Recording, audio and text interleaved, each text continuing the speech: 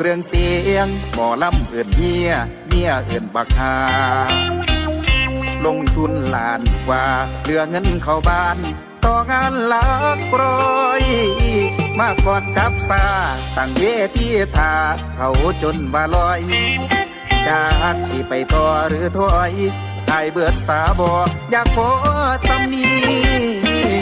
แนวได้ดีๆกะตัวเงินเมียไปซื้อมาใส่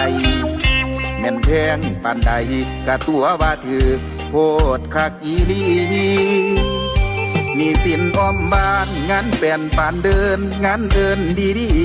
ๆเป็นเสียเครื่องเสียงเวทีมีแต่ฉายาเมียดาสุเมอ